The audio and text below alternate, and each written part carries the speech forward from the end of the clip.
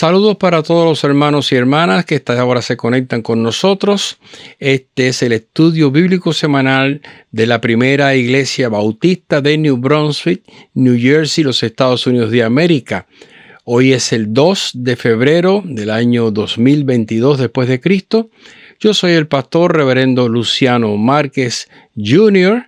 y este es un programa producido por los medios técnicos de nuestra congregación bajo la coordinación del ministro de adoración, el hermano Lester Márquez. Estamos presentando para ustedes una serie que hemos titulado Elías de nuestros días.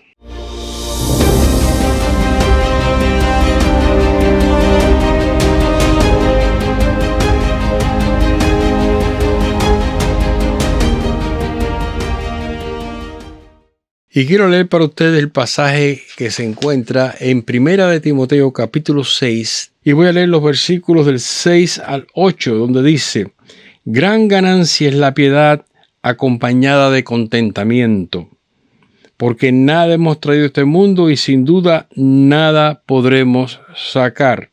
Así que teniendo sustento y abrigo, estemos contentos con esto. Vamos a orar. Padre, invocamos tu santo nombre, dándote gracias por tu presencia en nuestras vidas, por la revelación de tu palabra. Te suplicamos que hasta ahora tú acompañes a todos aquellos que están enfermos, sobre todo los que están en situaciones muy críticas y difíciles, y que nos dé la provisión diaria conforme a tu misericordia y a tu amor. Oramos en el nombre de Jesús. Amén.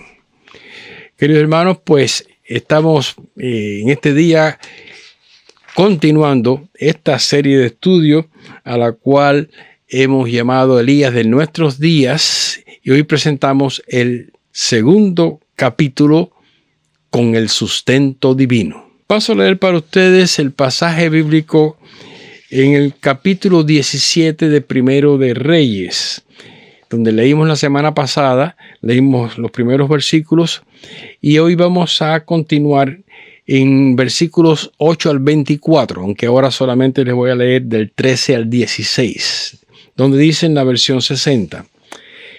Elías le dijo: No tengas temor, ve, haz como has dicho, pero hazme a mí primero de ello una pequeña torta cocida debajo de la ceniza y tráemela, y después harás para ti y para tu hijo, porque Jehová, Dios de Israel, ha dicho así: La harina de la tinaja no escaseará, ni el aceite de la vasija disminuirá, hasta el día en que Jehová haga llover sobre la faz de la tierra.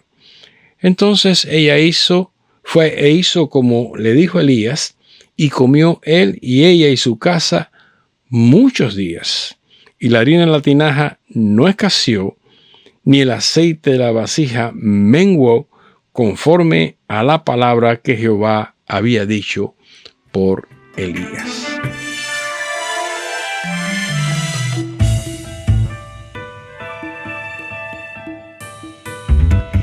Comenzamos con una pregunta que es para reflexión propia. ¿Por qué los cristianos deberíamos preocuparnos tanto y poner tanto atención actualmente a la personalidad y al ministerio de este siervo de Dios, de este profeta que se llamó Elías? ¿Por qué debiéramos profundizar un poco más en él? ¿Por qué tendríamos que hallar, como dice el título de esta serie, al Elías de nuestros días? Primero que todo, debemos recordar que Dios llamó y comisionó a hombres y mujeres en tiempos antiguos y utilizó las vidas de estas personas y su dedicación, como ellos la entregaron al Señor, para que llevaran la palabra al pueblo. Los hebreos tenían la ley de Jehová, que se les había entregado por vía del ministerio de Moisés en el Éxodo. Y luego, alrededor de 5 siglos, los hebreos tuvieron jueces, sacerdotes, videntes, que les declaraban el mensaje, les recordaban el propósito de Dios. Y así fue hasta la época de David y Salomón. Pasaron cerca de 500 años. Pero en el tiempo de Elías, lo que contaba el pueblo de Israel para sus meditaciones y sus reflexiones eran salmos y documentos poéticos y de sabiduría combinados, en especial lo que se produjo en tiempo de David y Salomón. No tenían todavía los rollos de los profetas que se escribieron después, un poquito después que Elías, Amós, Miqueas, Oseas escribieron sus profecías, y más adelante, en tiempos más críticos, Isaías, Jeremías, Ezequiel, Daniel, que son los libros que están agrupados en el Antiguo Testamento de nuestras Biblias. Por eso hay que destacar que Elías representa el primer profeta que interpreta la realidad, la actualidad del pueblo con un mensaje para el momento.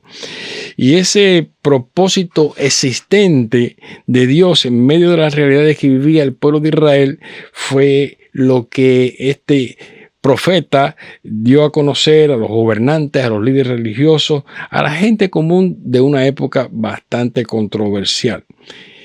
Tengan en cuenta que luego que murió el rey Salomón y hubo aquella fatal división del reino que le sucedió, el decaimiento espiritual había sido algo continuo, algo dramático, y en los últimos 100 años, que es el periodo de Salomón hasta la época aproximadamente de Elías, ese decaimiento espiritual había traído una gran caída, un gran fracaso moral, con todas las consecuencias desastrosas en la vida material del reino de Israel. Mientras todavía el reino de Judá, un poco más al sur, con capital en Jerusalén, tenían reyes piadosos como fueron Asa y Josafat, Elías está ahora a finales del siglo IX, enfrentando el caos histórico del reino norte de Israel. Y por eso entonces leemos que aquel Elías que estaba en el lugar que Dios lo puso después que declaró a Acab la sequía que ahí habría de venir como juicio de Dios, y Elías tuvo que esconderse en aquel lugar del arroyo de Kerit, en su tierra, en las montañas de allá de la tierra de Galaad. Pero con la sequía por toda aquella región, aunque Elías se alimentaba con lo que le traían los cuervos y tomaba agua del arroyo, ahora el arroyo se había secado. De manera que entonces el pasaje del versículo 9 del capítulo 17, como leímos, dice que Dios le dijo: levántate, vete a Sarepta de Sidón y mora allí. Yo he dado orden allí a una mujer viuda que te sustente. Cuando Dios quiere proveernos de sustento, a veces utiliza las más inesperadas e ilógicas vías para proveernos de lo que necesitamos. A veces hasta desafía nuestra fe, nuestra confianza personal en la providencia, porque no esperamos por dónde llegan las cosas y se demoran o llegan en el momento preciso. Pero ¿qué remedio? Es lo que podemos decir hoy día. Usando esta frase de nuestro lenguaje común, decimos: ¿qué remedio? Si Dios estaba proyectando algo fuera de lo común, no había más que seguir lo que Él estaba diseñando, lo que Él estaba dirigiendo.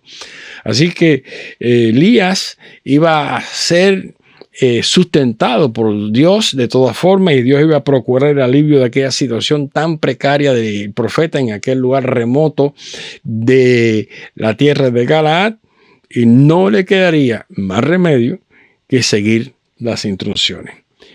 Lo más probable es que cualquiera de nosotros nunca ha pasado por alto la utilización de un remedio casero en algún momento. El que más, el que menos alguna vez ha tomado un té, una infusión, y esos remedios caseros en nuestras casas, valga la redundancia, son algo muy parecido a lo que se conoce como medicina natural.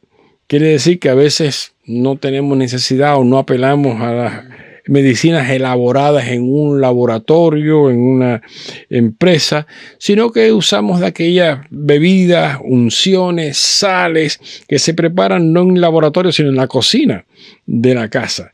Mucha gente en el mundo, sin embargo, depende exclusivamente casi que de este tipo de tratamiento para la salud, porque no tienen acceso a otros medios higiénicos o acceso a un cuidado de la salud profesional o elaborado.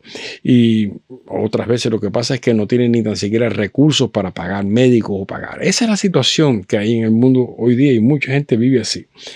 De manera que Elías iba a tener que usar un remedio para aquella situación. Ya había sido bastante asombroso que los cuervos que le traían la carne no se habían comido la carne ellos mismos, sino que se la traían. Y bueno, pues por supuesto que se la traían tal vez cocida para que Elías se la pudiera comer, o Elías tal vez la cocinaba allí en aquel lugar que estaba escondido, pero ahora ya no había agua en el arroyo.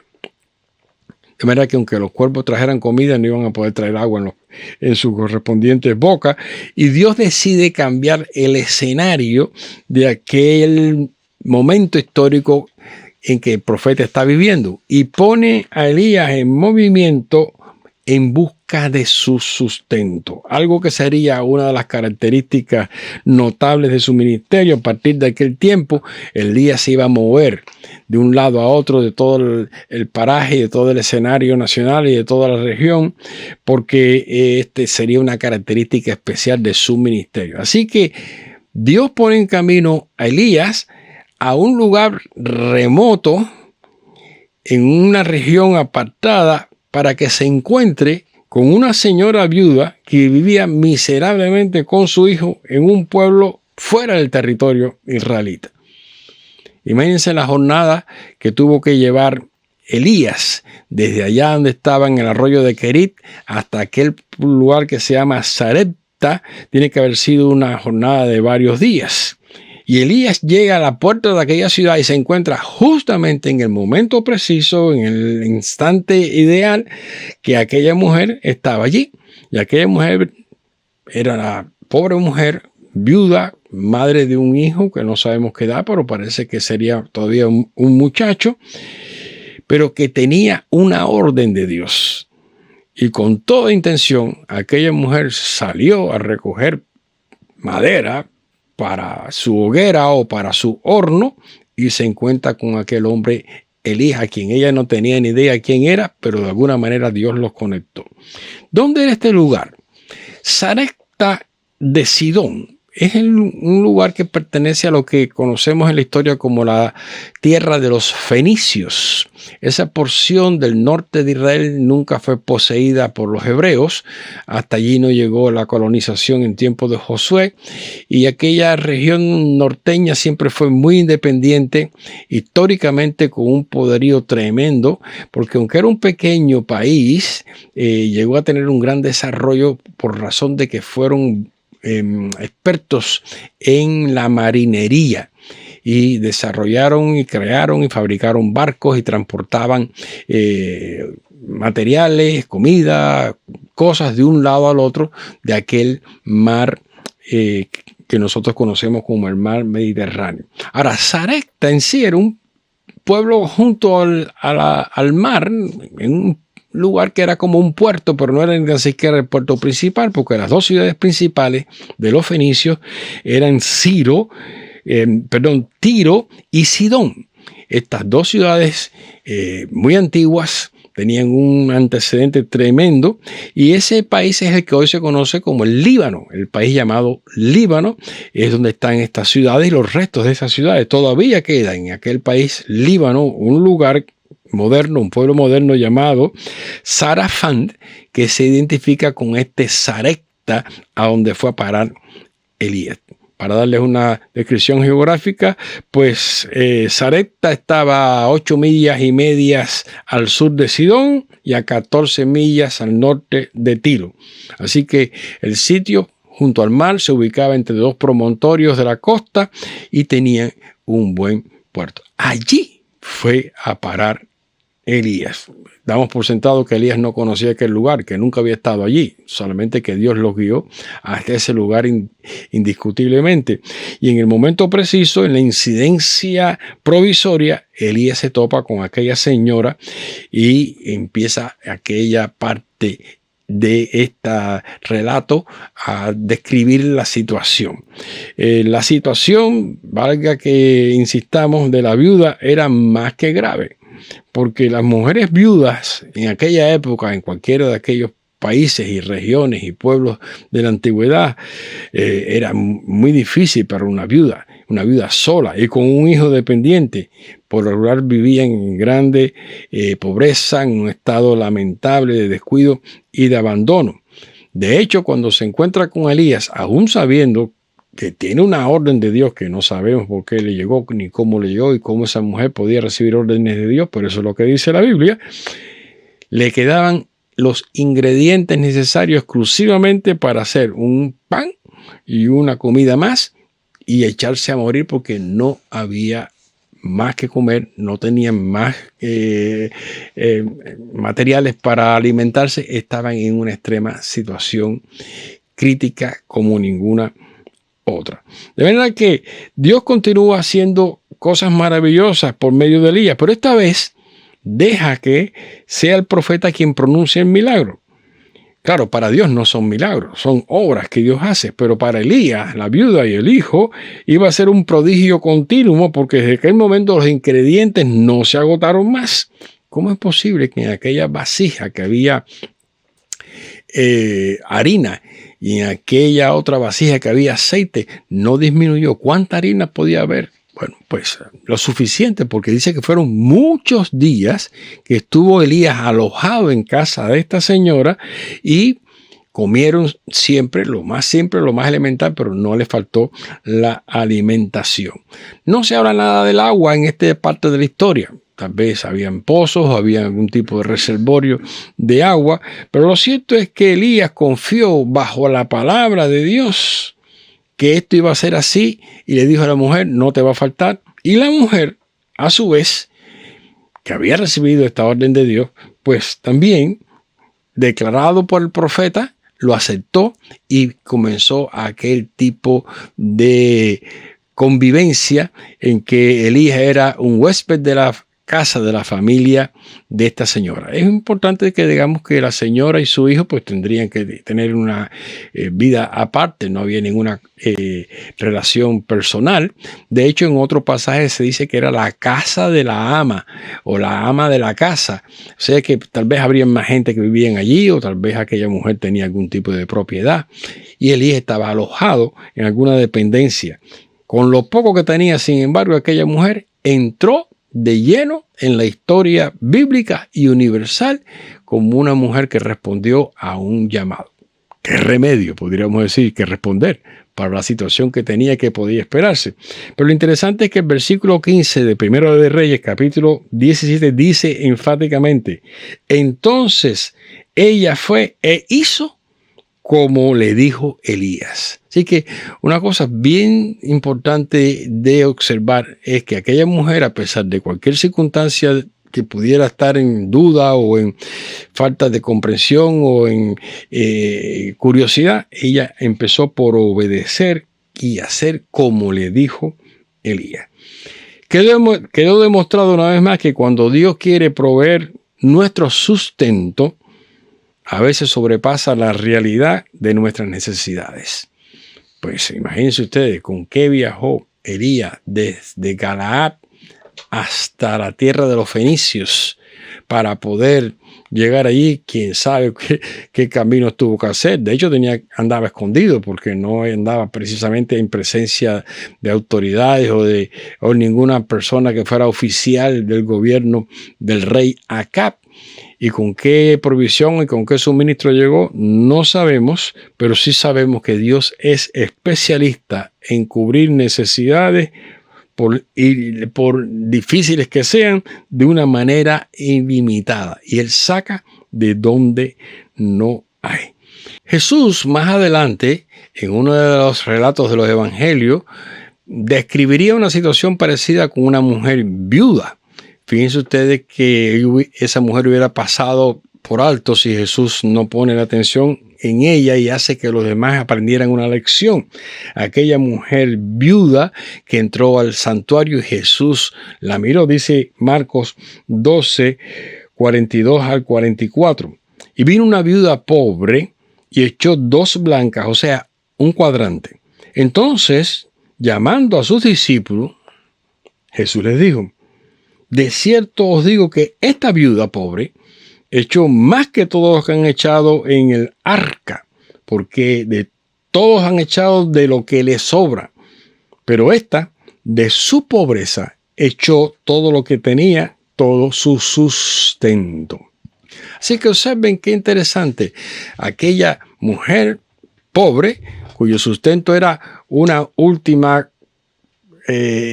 provisión para hacer un pan y pasar hambre, recibió la ayuda ilimitada del Señor dada por porciones. La vasija de aceite no se rebosó y se botó. La vasija de harina no estaba cayéndose por fuera de los bordes. Sencillamente cada día que metían las manos o los instrumentos para sacar el material, había suficiente para seguir comiendo. Por lo menos 3 personas, en este caso, la señora y su hijo y Elías, que era el huésped de la casa. Cuando no nos queda más remedio, ni hay solución aparente en frente de nosotros, tenemos que movernos en la dirección que se nos está indicando, en la dirección que se nos está orientando. Tenemos que admitir las explicaciones que nos dan, tenemos que tomar como buenas las alternativas que se nos presentan con todas sus disyuntivas y dilemas, porque eso es lo que tenemos por delante. Muchas veces las personas se quedan precisamente trabadas en encontrar una solución de su sustento porque no siguen la indicación que se le está dando por delante. Y en el caso de la provisión de Dios, tenemos que esperar que Dios va a proveer siempre a su momento y no descuidarnos de su dirección. Pero en aquel momento, aquellas 2 personas, específicamente la mujer viuda, dueña de la casa, el profeta Elías, huésped, alojado, rentando, como diríamos ahora, un apartamento, un cuarto, una habitación de aquella casa, tenían que tener suficiente fe para creer que la palabra de Dios se iba a cumplir. En primer lugar, Elías tenía que tener suficiente fe de que no iba a fallar aquella provisión, porque si fallaba aquella provisión y dejaba de haber lo suficiente para comer, no solamente había que pasar hambre, sino que la viuda tendría que echarlo de aquella renta que estaba haciendo con él. Pero Elías tenía que tener fe para creer que Dios iba a hacerlo. La mujer, a su vez, tenía que tener fe para consumir lo que se le daba. Todos los días, al amanecer, tendría que abrir aquella cocina y buscar aquellas vasijas y encontrar que había suficiente y que no le iba a multiplicar en creces o en abundancia excesiva, sino lo necesario, y así va a suceder. Y dice, hoy repito lo que dice el texto, por muchos días. Así que Elías, lleno de fe, se confió una vez más para creer en la disyuntiva divina, y la mujer, obviamente, aunque tuvo sus dudas, tuvo que decir, ¿qué remedio? Si esto es lo que tengo, con esto vivo. Y así pudo recibir a aquel hombre de visita en su casa, aquel siervo de Dios, al cual ella tenía orden de alojar en su propiedad. La realidad material de lo que ellos contaban no daba para mucho. Realmente, ¿qué más podían tener en aquella época que algo que llevarse a la boca para lo que se estaba pasando? Pero cada uno en su mundo espiritual tenía que someterse a Dios y esperar en Él. Les cito para ustedes este pasaje de Proverbios que viene al caso, Proverbios 17:22. Dice el sabio, el corazón alegre constituye buen remedio, mas el espíritu triste seca los huesos. Bueno, pues eso es lo que tenían. Un poco de harina, un poco de aceite cada día, un pan, una torta, algo que comer para pasar el día y así resistir. Y no les faltó el sustento de Dios. La gente de hoy día se debate en muchos problemas y opciones. Hoy día estamos viendo a nivel mundial las Naciones Unidas, las organizaciones no gubernamentales, los propios gobiernos, tratando de resolver el problema de la gente más necesitada.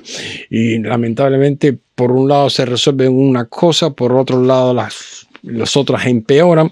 Y en toda esta época pandémica, pues estamos mirando que lamentablemente, aunque estamos padeciendo de todas estas cosas imprescindibles, la gente sigue debatiendo, sigue peleándose, se van a la guerra, como está pasando ahora mismo en Europa, que hay una amenaza tremenda acerca de esto, y se ha visto con mucha frecuencia que la humanidad cree que puede prescindir del sustento divino y se encuentran de pronto contra la realidad, enfrente a la realidad, que no pueden hallar soluciones sino volverse al Dios creador y proveedor de todas las cosas.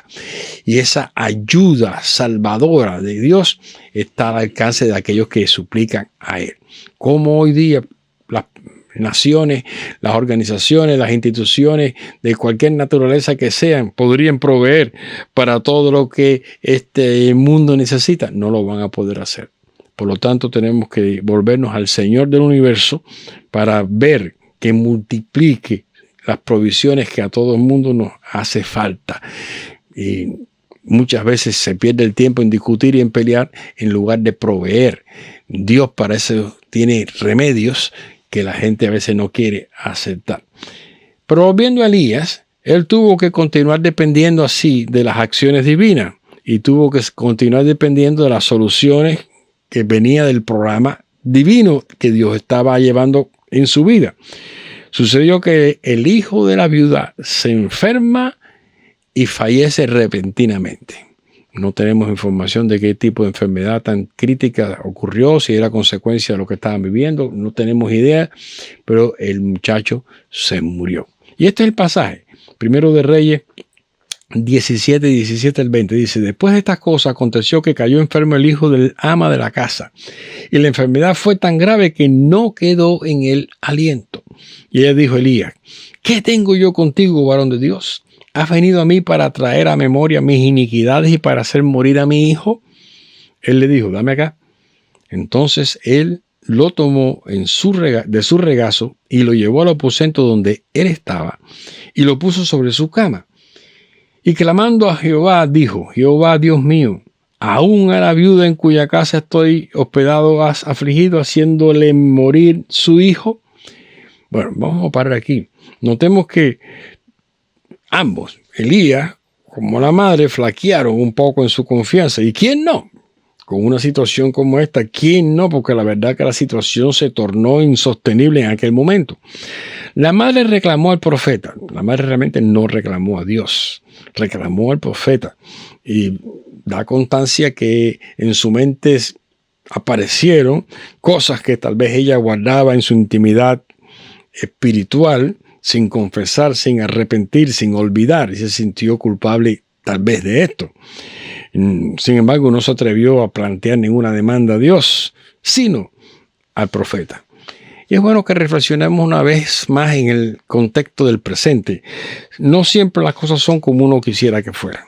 Hay que aceptar la realidad como viene, porque muchas veces no hay forma humana de obviar la realidad, de posponerla o modificarla. No podemos meter la cabeza debajo de la tierra como un avestruz, porque así perecen la gente. Las cosas son como son, siempre este es un dicho que apelo a él, las cosas son como son y no como debieran ser.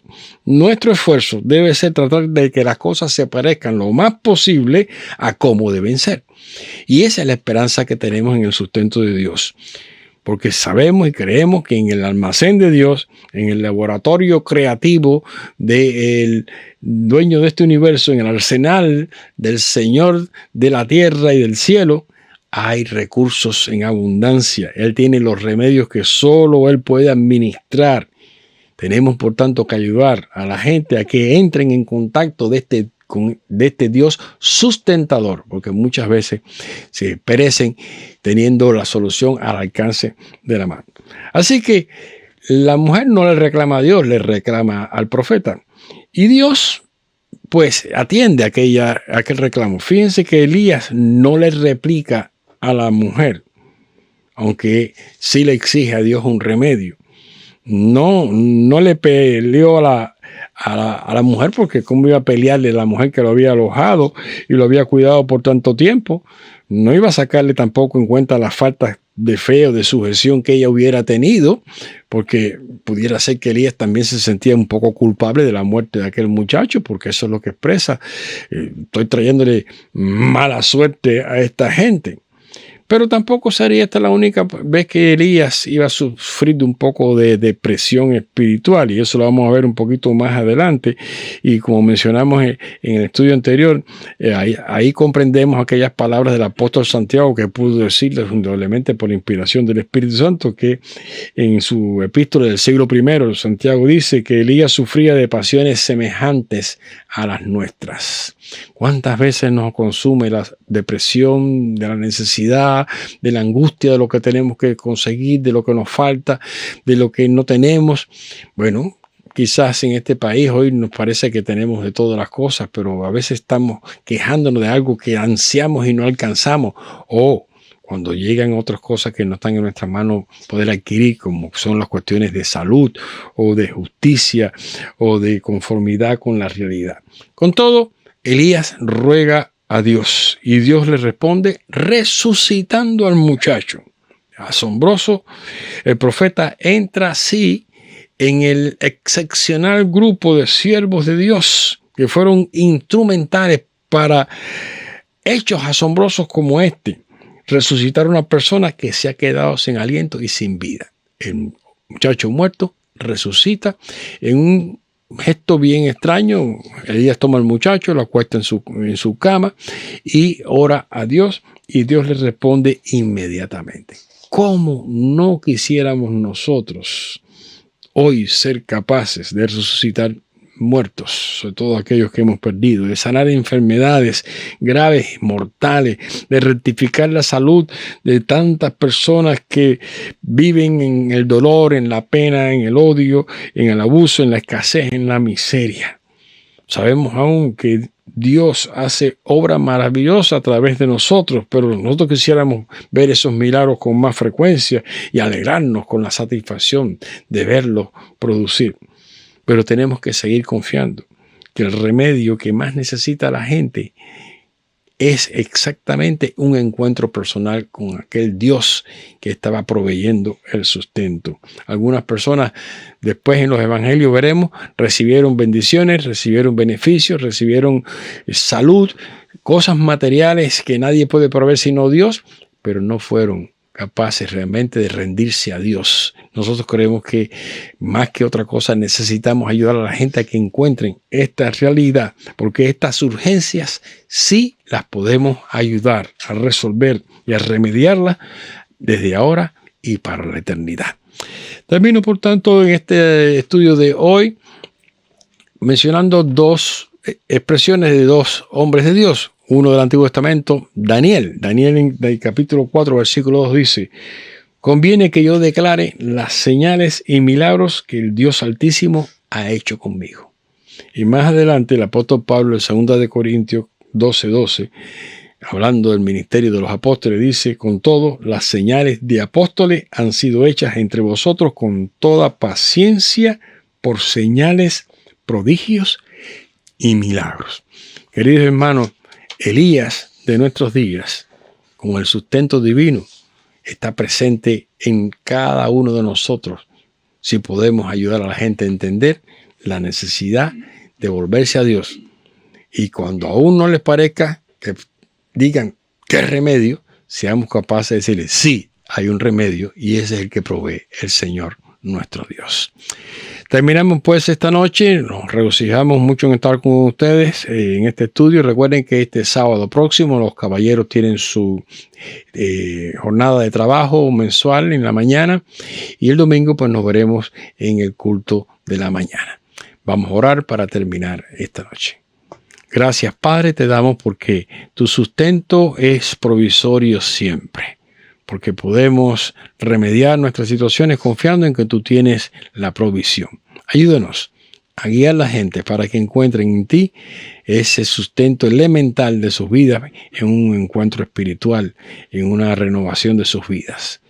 Y ayúdanos, Señor, a ser instrumentos útiles para que este mundo que padece tantas miserias y calamidades encuentre también alivio en la provisión y el sustento tuyo. Damos gracias, Señor, por tu amor y tus bendiciones. En nombre de Jesús. Amén. Terminamos, hermanos, nos despedimos. Nos vemos en la próxima.